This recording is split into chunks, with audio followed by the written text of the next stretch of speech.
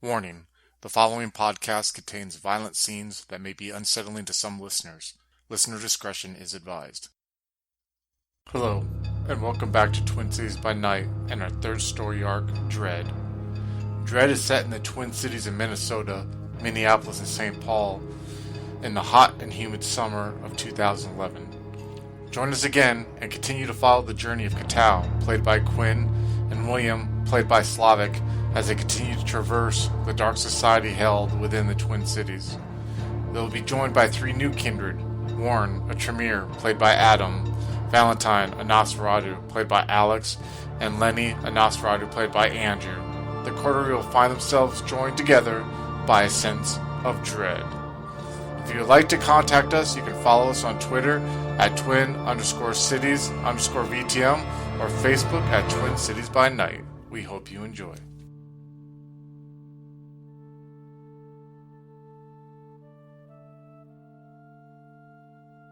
All right, Lenny. So let's cut to Lenny. We're going to kind of cut to like a day ahead of where the story currently is at. Then, we'll go back to Katao and William and kind of catch up from here. But so Lenny, you wake up and closed. Describe to us like what Lenny's haven is. I can, but I'm sure you prefer to like describe how Lenny escapes the rays of the sun. And I especially don't want to hear after you tell everyone, like, what's his first instinct when he wakes up in that situation?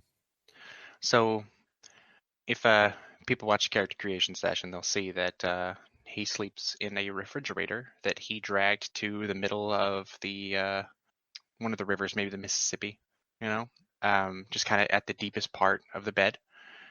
And inside of this like refrigerator, this old dingy thing, with the door shut and like a big like dumbbell weight sitting on his chest to prevent him from like drifting up and moving around and maybe like coming out of it.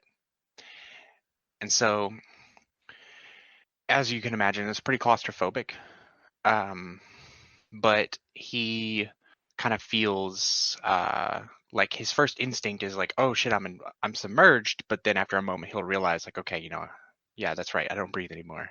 And it's kind of comforting in a way, knowing that he's protected, that like, he's away from everyone. And like when he first wakes up, he just takes a moment to just kind of enjoy the peaceful bliss, the sounds of the river around him, the water moving and the coolness. Like sometimes it's biting cold, other times it's not. And just like relaxing, like, you ever sit in a tub and just kind of just relax? It's like that. Yeah, it's like embryonic in a way. You know what I mean? Like feeling like you're surrounded, by But something that is caring for you. yeah, but there's always that initial like panic of being like, because he's still relatively new, so he still has like some of that that feeling that like, defaulting back to like, oh shit, I'm gonna drown. But he realizes right after like, no, I'm fine. And he'll like just lift the weight off, leave it in there, open it up, swim up to the shore, and he just kind of like slowly lifts his head up out of the water, observing the city and the sounds, taking everything in. He enhances his senses with auspex to kind of hear and see better, so that he can make sure he's not being observed as he kind of like slowly climbs out and dresses himself. Yeah, what you actually come out to is the where you kind of stay at is the Mississippi National River and Recreational Area that's in Minneapolis. It's kind of like almost like a city park area, you know what I mean, where that is kind of taken care of. So when you slowly like come out of the water, I can almost just like it being like you put it like your upper face and you activate auspex and you just kind of like are in a predatory zone for a moment where like you hear like crickets chirping, you know what I mean? And you hear like you can smell the algae of the river that's along the shore there, and you can smell like the driftwood, and you kind of just look around and you really don't see anything at the moment. You just see like this park area. You see like a bench that's far off. Actually, the bench where you would sit with Gerald at times when you're first embraced, you know what I mean? And sit there and look at this river, and you see kind of like a couple like park lights that are off in the distance, but the illumination doesn't break into the camouflage of darkness that you currently have at the moment, you know. And far off, like maybe like a mile down the shore of the river, you can kind of hear maybe some like people that might be by like a little bonfire, you know what I mean, a campfire out there, like having a couple beers, but they're definitely not within, you know what I mean, sight of you, and they can't see you at the moment. So you're pretty much secluded, and you can even kind of see. And I was going to shoot this idea to you, and I would like to know your opinion as the player. I can almost also picture that where you make your haven is almost within eyesight of like where the cave, like the kind of like the cave system. You remember we said when you're embraced, it was kind of by the Mississippi River. Yeah. Yeah, like so Yeah, you're he'd want kind to of be like nearby so that like one of the first things he would do after like climbing out, he's going to like immediately disguise himself, um just to kind of just in case, if someone sees him, the last thing we need is like some news report of like swamp monster crawling out of the river or something. yeah. So So he would use one of the first obfuscate. things he would do after doing that would be going to see, like, hey, how y'all doing? Everything all right? That kind of thing. Yeah, let's first I just want to become familiar with obfuscate again because seeing that I have a feeling that's going to be used quite a bit from now on. So the obfuscate power that you would use is Mask of a Mass, Thousand yeah. Faces, right? And Rank that 3, just rank manipulation 3. performance, difficulty 7, and Okay. more successes you can be more convincing and like even impersonating other people. You just need one to kind of like Yeah. be And like some ugly dude. what's your dice pool for that at the moment? Your total Um, dice pool? like 6 dice. 6 dice? Okay. I'll just give it to you like when you first get out. You know what I mean? We won't make you roll just as initial kind of while you find your clothes and you get your clothes together. One thing that I'm also curious for is how does Lenny dress, so in case obfuscate doesn't work or someone can break through it or you know what I mean, like a camera or something like that to wear to hide his features. Okay, so from an outsider's perspective, they would see this guy who's like completely naked, um, maybe like got some scruff and beard and like maybe a little bit of graying hair and like dingy balding and just kind of looks dirty and like gross and climbing up out of the river with like dirt under his fingernails and just walks over to like a like maybe like a bush or like a patch of boulders or something where he's left like this little small pile of clothes and puts on like some jeans and like a hoodie and like a dirty old pair of boots, just something like it just if you saw this guy like relaxing under like a bridge in the city, you would just immediately assume this is like some just like homeless dude. And so behind the obfuscation, do you like just keep the hoodie up? You know what I mean, in case like a camera can break the obfuscation, just so they Yeah. don't see your. Yeah, okay, gotcha. All right, awesome. That's what I was wondering. Yeah, it's because it's kind of I don't want to use the word tragic too much, but it's tragic in the way because like unlike most people when Lenny was embraced, who try to cling to their past lives, Lenny was fundamentally reinvented after he was embraced. I would Yeah. say that Lenny is not even like a remotely through physical means and mental means is almost completely different than he was than when he was mortal, you know? He is Uh, fundamentally trying to make up for what he was. Like he was kind of a brute and a bully. And so he kind of sees himself as like this is a chance for him to just do better.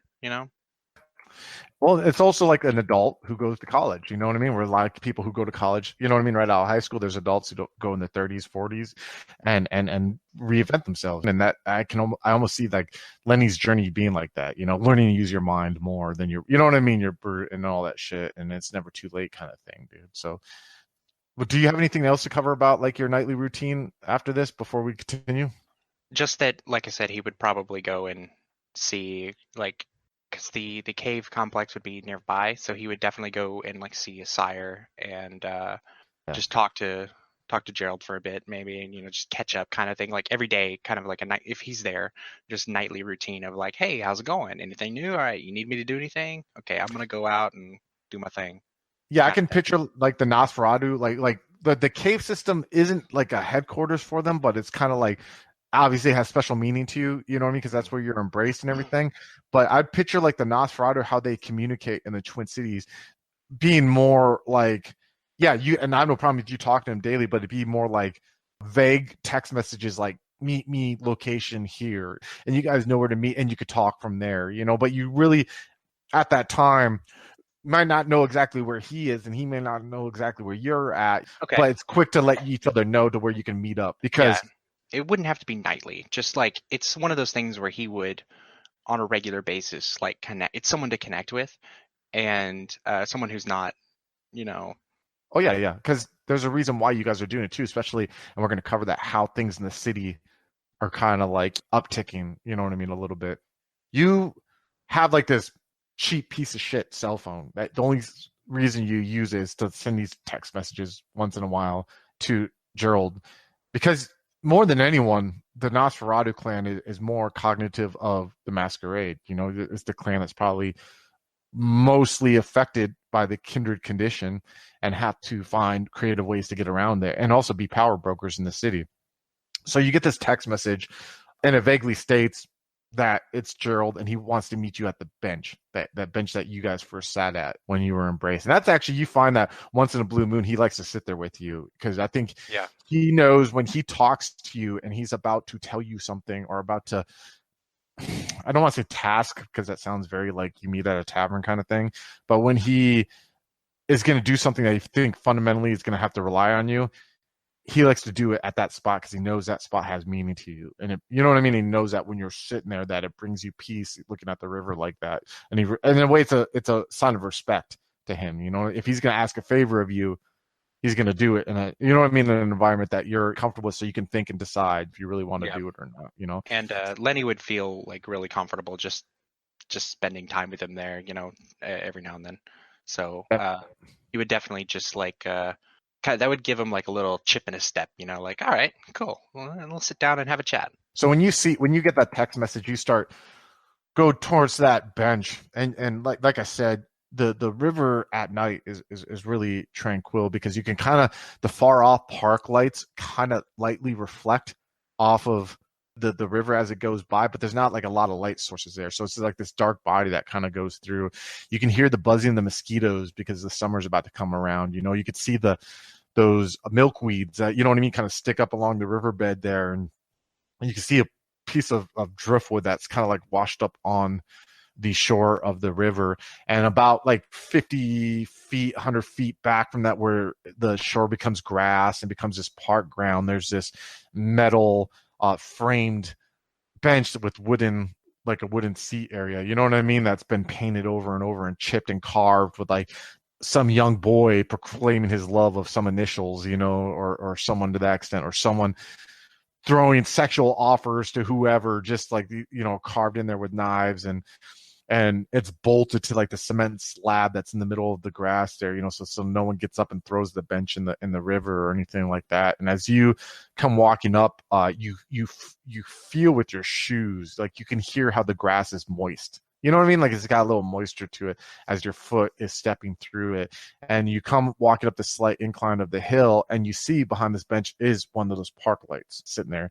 And you see Gerald sitting there, and you see the obfuscated form of Gerald. You know, he's wearing like these gray slacks, and he has like black loafer shoes on, and he has like a blue polo shirt that's tucked in with like this black belt that is within the gray slacks. He has this like curly, like black hair that, you know, he's Caucasian, but he has like this curly black hair that's tightly around his head, you know, not like a perm, you know what I mean, but it has a natural curl to it where even if it's tapered, you can still tell if he ever grew it out, it'd be really wavy. And he has these really sharp, piercing gray eyes, and sharp Eastern European, like, you know, cheekbones and features, and kind of like a sharp chiseled nose, you know, that shows a sign of maybe that's what he looked like before he was embraced. But you've never, you know what I mean, quite broached the subject.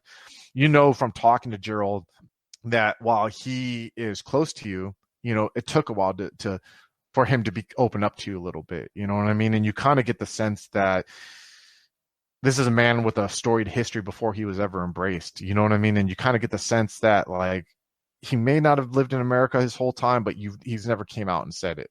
And that this man, unlike a lot of kindred, had a full life, before he was embraced, did a lot in his life, had experiences and stories and lessons that he learned.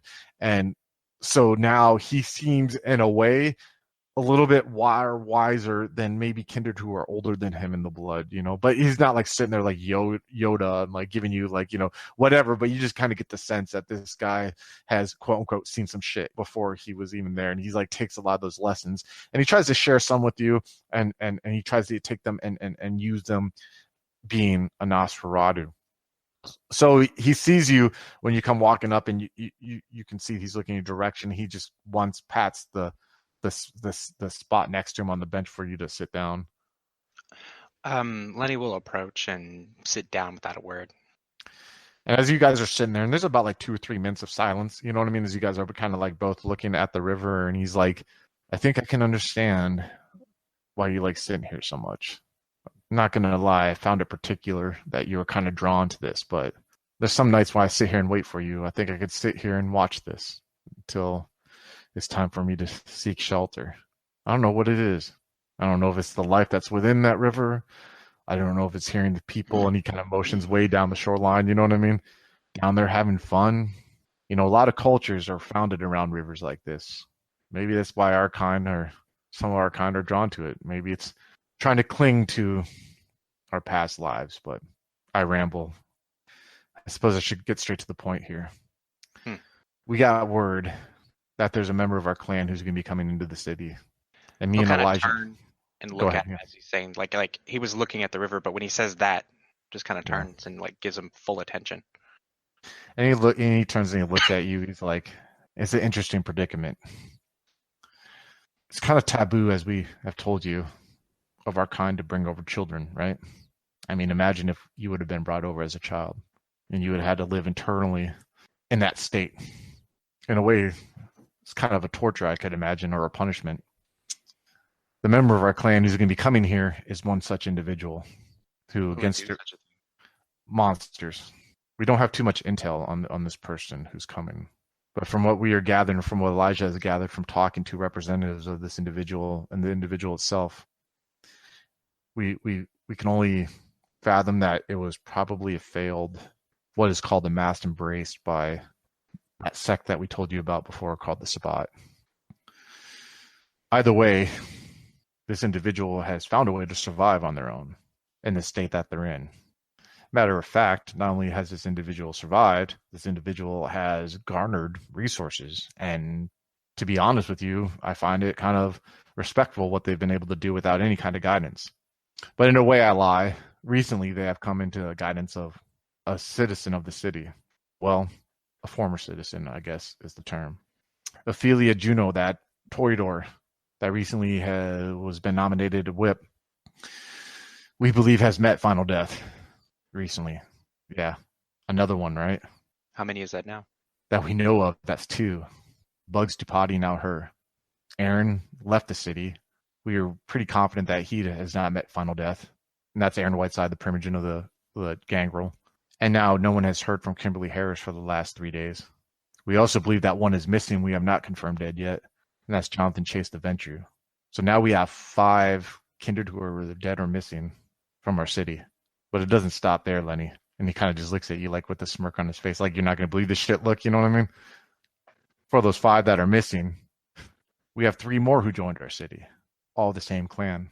There are 3 more members of the Nosferatu, or the Melkavians now. The clan went from 1 strong to now 5. Think they're behind it? I don't know, but we want to find out. And that's where this member of our clan who's going to be coming here tomorrow evening is going to play a critical role. This child goes by the name of Valentine, and he was good friends with Ophelia Juno. And when he first reached out to us a few days ago, he wanted to come here for blood. He believed that Roman Dunstern, the ghoul for Rita Giovanni, was responsible for her death. And in a way, we had to talk him down We had to calm him down and tell him while we would represent him and we would request for him to become a citizen of the city, we'd have some stipulations. And one of them is that he would have to be mentored by one of us. I understand. And Lenny, I believe that you're the person who should do that. I believe that it is time for you. What are you thinking, Lenny? I'm thinking that there's a lot going on, and we need to be careful. Yes, we agree. We do think, though, that this Valentine individual, if wielded, could be used to shake things up. And with those results, we could find out more information than we would find normally. You want to use them to flush people out. Yes. Let's go for a walk, Lenny. And he gets up. I want to walk along the river. He'll stand and come along with him, giving him a respectful distance while still keeping close. Not like walking right up with him or anything like that. No. Come walk next to me, Lenny. And you see he picks up like a little piece of like, little stick that kind of washed up on the shore, you know what I mean? And he's kind of just like tracing along the sand as he's walking, looking out the river. He's between you and the river at the moment, Yeah. About Valentine. Kid. I know that Elijah is the one who spoke to him more than I. And Elijah did what Elijah does. And Elijah calmed him down. But this kid wanted to come here for blood. He wanted to come here wreaking hell and havoc for Ophelia and her death. He believes that Roman Dunstern is the cause for it. And originally he just wanted to come here to kill Roman Dunstern and then wanted to leave. But Elijah saw an opportunity to strengthen our ranks here, and add another member of our clan. Did he say why he thought it was Dunstern? Supposedly Ophelia and her coterie there had interactions with Roman. That comes to the second part of my request, Lenny. While I respect you being secluded, and I find it very commendable, we're going to have to ask you to start interacting with this coterie and offer services on behalf of Clan Nosferatu as a delegate of sorts. I know this is a heavy burden we're putting on your shoulders. Not only are we asking you to mentor someone who has not been educated in our ways, in the Camarilla ways, but we're also asking you to be a representative of our clan to what we believe to be the two only survivors of this coterie, Catal Bren of Clan Gangrel and William Strathers of Clan Venture, and help them get to the bottom of whatever they're looking for. And in that, you can use that to cultivate more information if you feel the need. And that's what we hope you'll do. We think something's going on in the city right now, Lenny. We have reason to believe that there's two opposing forces right now that are being manipulated by those who have resided in the city for a while now. We believe that one is the Giovanni presence in the city. We believe that, we have yet to confirm this, but we believe that Rita Giovanni has more influence in the city than others are aware of. Some are aware of. We believe so though that dirt on her. Yeah, that's one thing we're going to ask, but we also think that there are some in the city who know about the influence that she has and are trying to cultivate that. But we believe there's a second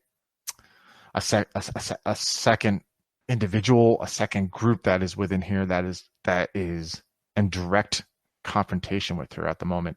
But we can't put our finger on who it is, what it is. They've been done very well to embed themselves like a tick into our city here. But we also believe that there are those of our sect who are manipulating this group. To what ends, we don't know. But we have to find out. And we believe that all this chaos that has been occurring is a direct result of that. Now, if you choose not to do this, I respect that. Stop walking when he says that. Reach out with my hand and put it on his shoulder and look him in the eyes and just say, "You can count on me." And you see, like you see this like genuine smile. He's not the type of person to smile a lot, you know what I mean? And when he smiles, it's genuine. I'm not even gonna make you roll, you know what I mean? But you know from seeing it that like this is like he's proud of you, because you got to understand this is a man or a creature, I guess, who, I mean, we all know out of character did not want to embrace you. You weren't his first selection, and he was, and he felt he was not forced, but the choice was taken out of his hands in a way. But I think if we were to look into Gerald's head right now, you would be happy with this choice that he picked. That's good. I'm happy to hear that, Lenny. I really am. So this is what's going to happen tomorrow. Elijah's going to come here. Elijah and this individual Valentine. And I'll be here. We're going to do introductions. Face isn't going to be here. Nor is the Black Rat. They're out doing their thing. You know we're the nucleus of the group. We're not sure if we're going to make him part of the nucleus Valentine yet. We'll have to see how this all happens, okay? Now, I'm not asking you to mentor. I'm asking you to mentor him and keep him out of trouble.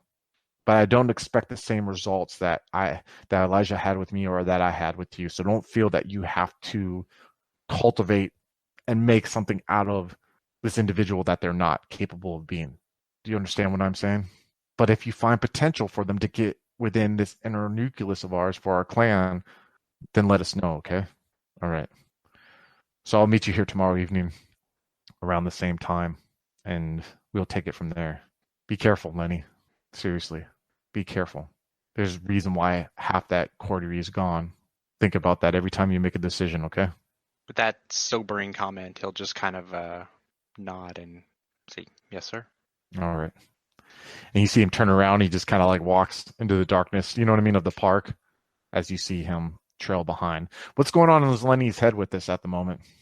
He's concerned with this is a lot that's all happened like suddenly, and so he's curious about this other Nosferatu, while at the same time being wary about, this guy, like, I was out for blood, so like, is he going to be loose cannon? Is he going to be, dangerous? Like, what he's going to have to look out for. So he's kind of in his head. He's sitting there thinking about like what if he does something, like he says that he needs to be kind of sort of taught like the Camarilla and all that. So what if he does something that's like bad? What am I going to do? That kind of thing. So he's kind of worried about the potential consequences of having just some new kindred just come in, and what it was like when he was brand new, and what he did to that one kid, and how someone can lose control. So he's just, all that's kind of running through his head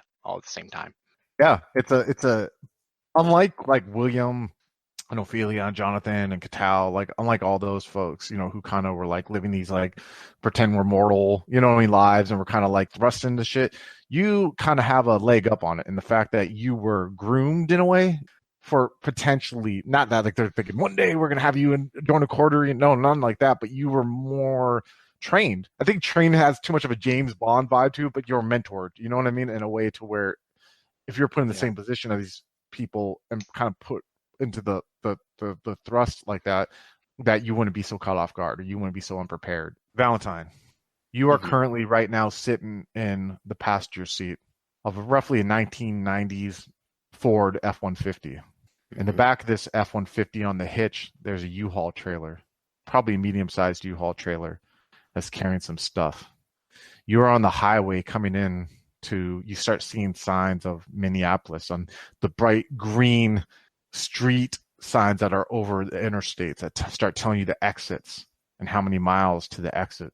Kind of brings back a distant memory of childhood, of being on a road trip with your parents, of seeing those signs and kind of knowing like you're going from the wilderness of America into cities.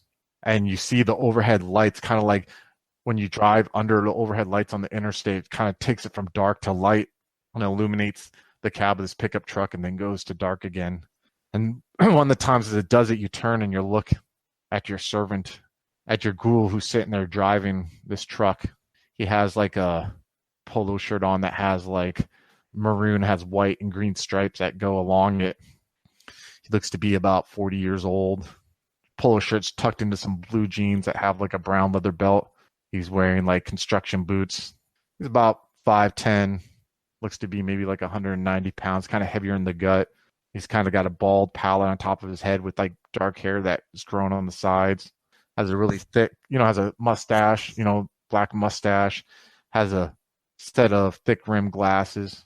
And you're looking at his hands while he's driving, and you see like his hands are just like, both hands are on the steering wheel. And you look at his hands like clench, unclench, clench, unclench. And you see like dark hair on his knuckles and on the top of his hands that kind of like rides up his arms into the polo shirt. Not like super thick, but on his hands, you're just seeing how like the wave of the hair moves every time his hand clenches and unclenches on the steering wheel. And you look up to see his jaw, and you see his jaw clenches randomly, like he's like biting down. And to any outsider, this guy would look like a 45-year-old, 50-year-old dad, maybe early grandfather. You're not quite sure. And there comes a moment where you're looking at him and you see him turn and he looks at you. And when he looks at you and you catch, eye contact with him, you see for a second, we see like a rebelliousness almost, you know what I mean? Like he wants to show you that you don't have control just by looking at you. And then you see a second where like that's overcome with like a slight fear, and he just like kind of like goes and looks back at the road, and he just kind of like sits there and looks straight at the road. And as you're sitting there and you look back at the road, you kind of feel this slight warmness that kind of just like breezes past your cheek for a little bit. And it's not, the window's not open or anything like that. The heat's not on in the car at all. No music's playing. It's just dead quiet. And you just kind of feel that leave away. I guess this would be a good point to ask. What is going on in Valentine's head at the moment, as you know that right now you and your ghoul and everything that you own right now is driving into this city where this mentor of yours at one point lived, and you heard about this mentor told you about via email and other means like that? Like, what's going on in Valentine's head at the moment? Kind of feel like a frontiersman in a way. Like I've always had a kind of turbulent life. I haven't really been that settled down in one place for longer than a few years. So now I'm kind of moving on to the next thing. I don't really know what's ahead of me, but I'm excited to be in a big city, I guess, and the opportunities it can bring. But I'm also very focused on revenge. Like I've done a lot of research on Dunstone. I'm kind of formulating plans in my head, discarding them, coming up with a new one, thinking of different ways that I can figure out what's going on. I still don't know for sure what's happened to Ophelia either. Is that right? Yeah. You still don't know for sure. You just know you got this email, you know what I mean, saying please come. And she always told you, like with that summer of, it wasn't summer, it was like early spring, excuse me, between winter and spring, of like mentorship, like when she first ran into you and she would sit those long nights and talk to you about stuff. She just kind of told you like she wanted you to come to the Twin Cities. You know what I mean? She was trying to get you to come to the Twin Cities, and you didn't want to. And she would say, okay, well, when you do, if you ever do, this is what you have to do. You have to reach out to this individual. And she gave you like the Elijah Benson's what she has is contact information, so you can present yourself to the Primogen. So, what I mean? She kind of explained to you how things work, and right now that like, like you're going to meet him tomorrow. You know what I mean? Well, you don't know that yet. I'm going to play that out. Sorry. But you know what I mean? You kind of understand the gist of why you're having to do what you're doing at the moment. Like you're going to have to meet him eventually and everything like that. So I guess I've got a little bit of anxiety as well, because it's been, a couple of nights of driving since I got her panicked email. So I'm not really sure if she's okay. I'm just quite anxious and also to meet her again after so long. So like part of you is hoping like this was all just like a false alarm in a way, and that she's okay, and then like you're going to be in a new city with your friend. I get that. Like it's almost like there might be a good that come out of it. So you're not fully coming to meet her and help her with her problem. Oh, nice. Nice. I like that. I like that a lot. So this truck is still going down on the freeway. It's about like 11 or 9 at night, and you hear a chirp, and there's like this cell phone that's on your ghoul. His name's Donald Randall, by the way. But okay. He has like a cell phone that is on the side, and it chirps, and he picks it up, and he like flips the top open, and he's like, "Hello," and you hear silence as he's driving. He's like, "Okay, yes," and he like closes the phone, and he like clips it back on the belt, and there's a second where he's sitting there driving. And it's like this like 30-second pop before he says anything. Just and he looking at him like waiting. Yeah, and he turns and he looks at you, he's like, they want to meet us tomorrow. And he looks back at the road, and then he looks back at you. They said that we have to meet them at the Mississippi National River and Recreational Area. And like when he looks at you, like, for those of you who can't see, but my face is very stoic at the moment. He's not like smiling or anything. You see this kind of like middle-aged dad, bod kind of guy just looking at you. And he looks back at the road. We will be at the house here soon. Good. Very good. I'll take out my own phone and turn on the roaming mode and go online. Just doing some IO research while he's driving. anything you want to research, or you're just kind of killing time? Is that what you're doing? At the moment, I'm looking at the old blueprints of the Minneapolis tunnel system. Yeah, you kind of you find out through just like normal research on there. You find like these old, like not old.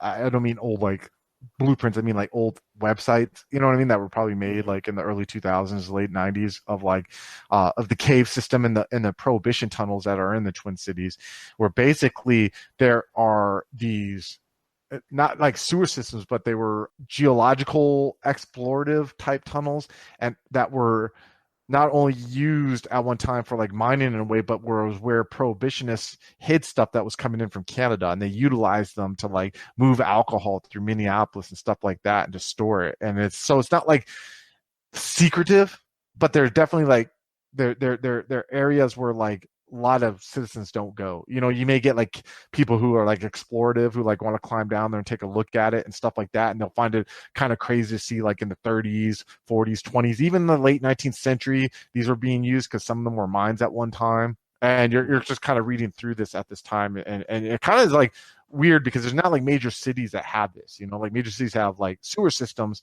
and obviously there's a sewer system in the Twin Cities, but these are like their own separate institution entity in a way. Does that make sense? Yeah.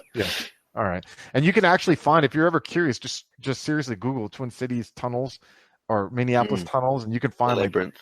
Like, the labyrinth. The labyrinth. These are like real things in the Twin Cities there, which is kind of cool. As you are driving along on this highway, you don't know where you're going, because at this point you have this. This is a good thing that I want to explore before we even get to your New Haven, and it's your ghoul and your relationship with your ghoul, right? Mm-hmm. We talked about this in character creation session, and we know that your ghoul had particular habits, that he was a sociopath, right? And you had a bad dog. He's a very bad person, right? He was a complete sociopath. He was a murderer, a serial killer.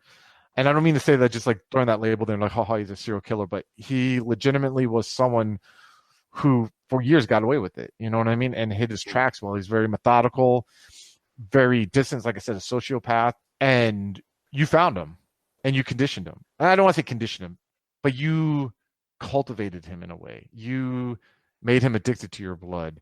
You made him your ghoul. But you've always found that there's this tug between you and him.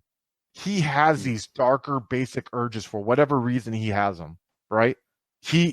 They're never going to be ripped away from him. Never. That's who he is.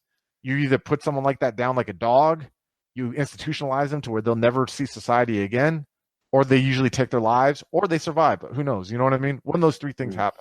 But right now, you have fundamentally not only, in a way, enslaved this guy, but you enslaved him in a way that's going to bring out all that stuff that is him even worse. Now you have introduced the beast to that. Wonderful. Yeah. And we'll cover that later. We'll talk about that a little bit later.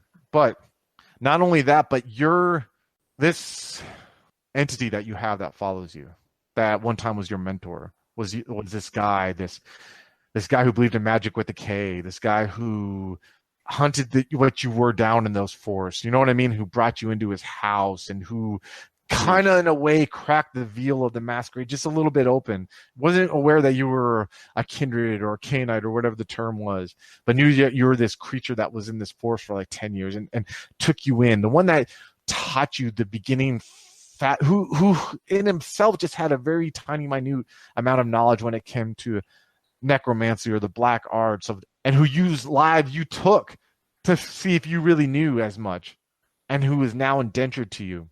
Mm-hmm. You've never caught sight of him fully. You have felt him a little bit. You have felt his presence. Once in a while, you've caught a glimmer of him. But you know, and I just want to state this for the future sessions, you know that this entity does not like your retainer. Sure. Because it senses pain, and you can never really grasp what it's trying to tell you. And I'm going to show you how I communicate with it later. But you get the feeling that this man that serves you has an impact on the other side, and whatever impact that his actions on this side had, follow him. And you're in this entity who is around you, who is a mentor of sorts, sees that and senses that beyond the veil. That is the life, you know.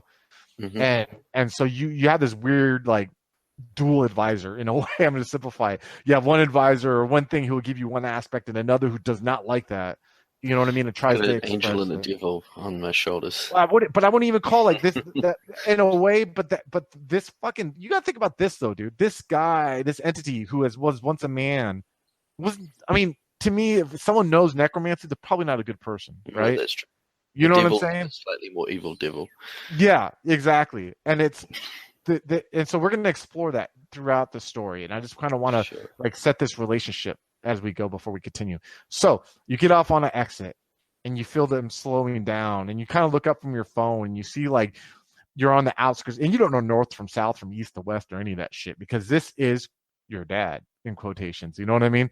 He takes care of this shit. He has paid the bills for you. He has done the stuff he needed to do in that last town to hold up a facade of being normal so attention wasn't brought upon you. And he's doing that now. You told him, I want to move. And he started to move. He packed things. He planned things. He got word to your herd and did all this because this man, for no matter how evil of a monster he is a man who has been able to live in society and not be seen for what he really is, right? So he has skills on how to do things and how to get things done without drawing attention. And that's what he did for you to move here. So as you get off on this exit, you come upon this older neighborhood where these homes look like they may have been built in the 30s, 40s, and 50s. And it's kind of a ran down neighborhood, you know, and it's a neighborhood where it's not like northern Minneapolis where like African Americans live, but this is more where like the white trash live, you know what I mean, of Minnesota. These are the type of folks you see in Fargo. These are probably ones who have of people, relatives in prison, and a good amount of these people who live in this neighborhood have meth habits, you know what I mean? And people mind their own business and they don't like want people digging in their business. So to have an old house here that you're renting and a normal white man to be moving in here by himself, he'll be left alone as long as he doesn't go snooping in others' business like that. And so that's why this area is where he chose. And as you're slowly like pulling this indescript truck with this U-Haul thing in the back, you roll into this older white house that looks like it's about a 2-bedroom house. And it has like, you know, looks rickety and it looks like something that would have scared you as a kid, like the side paneling. Maybe it was white at one time, but now it's more of a gray. You know, and you see like this front porch, wooden porch that's kind of saggy on there, and it's kind of like looks like it hasn't been painted, and snow and rain has warped this wood that's up there. And you see like the concrete steps that lead up to the porch are kind of like sunk in or odd or not as even as they normally were before, and there's weeds that are growing through it. And you see the front lawn has like a stump of an oak tree that was cut off at one time, probably because the oak tree was dying, and just has like sparse like dead grass and weeds in the front. And this is like almost like a house that matches your demeanor and his demeanor and everything that this eeriness that just like surrounds you and this avatar you chose for him. Those listening to the podcast, I really wish you could see the avatar right now that Valentine has, and it is creepy and eerie, and that it almost fits that distinct feeling as the truck slowly rolls up to the curb, and as the engine finally stops and you hear the tick tick tick tick as the engine is cooling down, he sees his hands clench the steering wheel a couple times, and he looks at you. And then he breathes, looks back straight, breathes, and he opens the door and he like gets out the door. And as you kind of look behind, you see him walking back towards the sidewalk, you know, and walks up and he's pulling keys out of his pocket like he's going to go open the door. What are you doing at this time? I pocket my phone and climb out. Kind of test the air, I guess, taste it a little just to kind of breathe in the city air, pick up some sense. I'll be like, Don, start unpacking. I'm going to go have a look around. He nods his head and he just like goes back to the U-Haul and like opens it up. Yeah, sure. I'm going to walk around the house and just have a look around, see what else is around, like neighbors, so on, neighboring houses. As you're walking around, you kind of walk to, because there's like this chain link fence that's kind of like on the sides, not in the front, you know what I mean? But like on the sides to separate these yards. I use the term loosely, you know what I mean? Like they look like no one is giving a shit about them for like a long time. And you're walking along one of the chain link fences that, and it's like on the other side of the neighbors. Like you're Valentine. You don't give a shit. You're like walking this yard, you know what I mean? And you don't see lights on at all but you see like the street lights that are along the street that you parked along are kind of illuminating it. And as you're walking on looking, you see a silhouette for a second, and you stop and you look and you realize that like this is your companion. We should really give him a name, because I'm like, I'm tired of calling him companion, because that one time he had a name. So we'll call him Charles. So you see like Charles does this thing sometimes. It's not all the time, but like that Charles is in distress if he tries to show himself to you. Usually you can feel him gently by like a warmness. Like it feels like, how like when you turn on the heater in a car and you have it turned on to the vent, like you feel a little bit like pressing you. That's how it usually feels when he's surrounded at you. But the moments that you like see him, like he tries to like push through you, and these are all beginner concepts. You by far are no expert at necromancy, but you realize when it takes a lot for him to push through like that. And it's not like you see him completely, like you don't see a solidified version of him, but you see, it's almost like you see when you're walking by, like you can, like he's trying to come out of the shadows a little bit, and you see like you can kind of make out his face. You know what I mean? You recognize the face of this guy. You recognize kind of like the creepy, like gaunt, like cheeks to someone who's lived off of like Mountain Dew and like nothing else, and processed food, and just like the acting. You see like the like kind of like disfigured nose he had a little bit, and you see him reach out, and you see like instead of him trying to talk, you just see like a grimace, and it's like this, like his like lips bar back and his teeth, and you see like his eyes squint shut, and he like whenever you see him do that, that's like what he does, and like he's not happy, when you see that. And for a second, and you're like, and you stop and you look, and sometimes when he does that, he's trying to get your attention. He's trying to communicate with you, And sometimes when he does that, like he's doing now, he'll dissipate back into wherever shadows he came from, and you feel that warmness around you, and you'll hear like a very, very, very faint whisper that only you can hear. Like Donald doesn't hear it, no one else hears it, but you just hear like this very faint whisper. And you hear like, I don't like it. I don't like it. You just hear it like repeated over and over again until finally like it just like fades away, and you don't feel the heat anymore, and you're left there by yourself. And you've never have heard it like that come from him.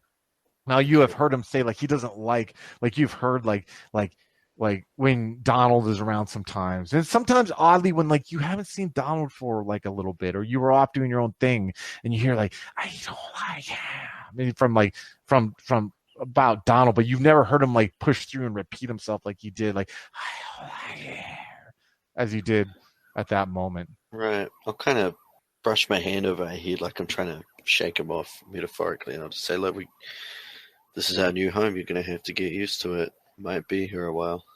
You say that, you don't feel warmth or anything. You just feel like the humid air that you smelled, and you kind of like have figured out after like 20 years of this that like you don't think he's there. You know what I mean? Like you're not quite sure, but you don't like you don't know if you heard, because it's always this guessing game, right? You don't quite know when you talk to him if he's listening or what. You know what I mean? It's just this weird like relationship. Almost. Yeah, exactly. Yeah, it's almost like having a relationship. I can only imagine it's almost like having a close relationship with someone who speaks a completely different language, and you don't know how to speak that language. You only know a couple words. They only know a couple words. Yeah. Right, I'll keep walking around the circumference of the house and just checking like any sheds in the backyard, what doors there are, what the windows are like. You kind of see like in the backyard of the house, you see like this old shed, but like literally like there's a hole in the roof of the shed, like the weight of the snow has kind of caused it to collapse, and you kind of like open it up and you don't see like there's just like this, you smell mildew, and you smell like there used to be like a workbench there, but there's literally like no tools there, and some grass has grown through like the cracks in the wood on the bottom, some weeds, you know what I mean? But there's like literally nothing. And then you turn around, you look, and you see like the back of the house, there's like a screen door with another door, like a solid wood door up front. You see like a kitchen window, and then you see like a cellar, like there's a cellar entry thing, you know what I mean, where you can open up and like walk down some steps and go in there if you would choose to do that too. So it's pretty much like an older house. And when you go inside, you kind of see there's like this, like what could be like, it's probably like maybe like 1,100 square feet, you know what I mean? It has like a very small living room. It kind of has this old outdated kitchen, and it kind of has like you see like it doesn't even have like central air. It doesn't have like AC, but it has like, heating, like a wood heater kind of thing where he'd have to throw in wood, you know what I mean, to heat the house and like that. And you see there's like old, like chopped wood that looks like it's like fucking 5 years old that's sitting on the side of the house that's probably going to cause more smoke than actual fire when he tries to use it in the heater, Okay. And as you're walking around up, and you look through and you walk to the front, and you see like there's already like fucking 10 boxes at this point, and you notice like when you giving him some of your vitae that like he's able to move better than someone normally his age would. But also though that his build and everything is like this facade. You know what I mean? Like while he may look like dad bod guy, that before he even tasted your vitae that this dude was a predator behind that anyone couldn't see, and that was almost a disguise of sorts. Hello, folks. Have you ever wished you could have an easy way to find gameplay videos and podcasts, or just media in general that deals with your favorite White Wolf role-playing games?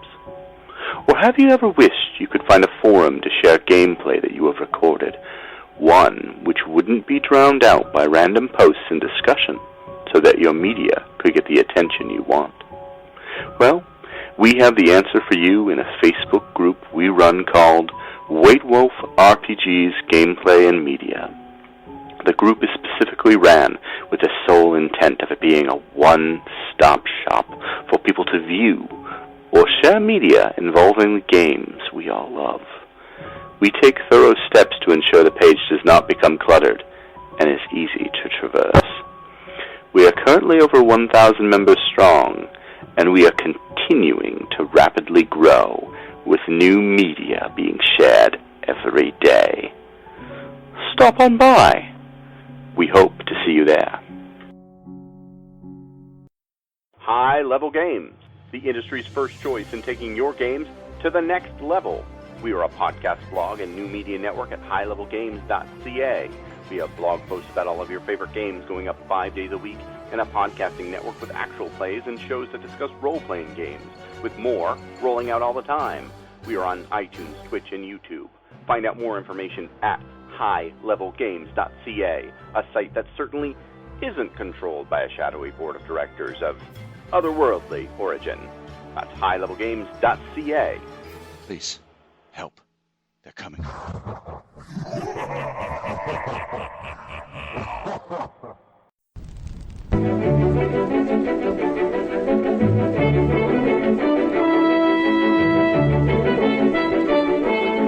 The Los Angeles metropolitan area is constantly growing and changing.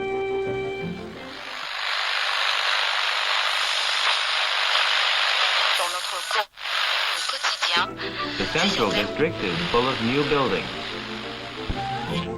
The Hollywood and Wilshire districts, once far from downtown, now are part of which spreads past Beverly Hills and out to the ocean.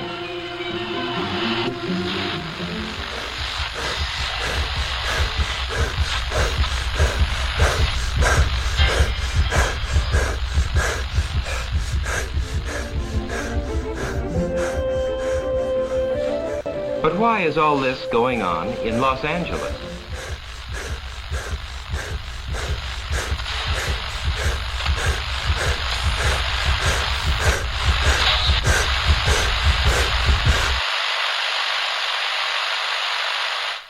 Why is Los Angeles an exploding city?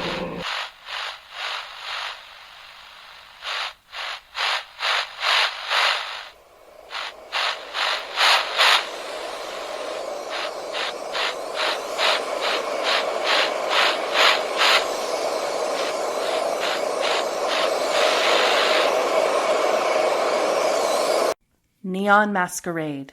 The Demon's Mirror. 13 Candles. 3 chronicles running through the undead veins of the City of Angels. The Esoteric Order of Roleplayers Actual Play Podcast invites you to drink deeply. Go to eorpodcast.com and search the duets tag to find out more.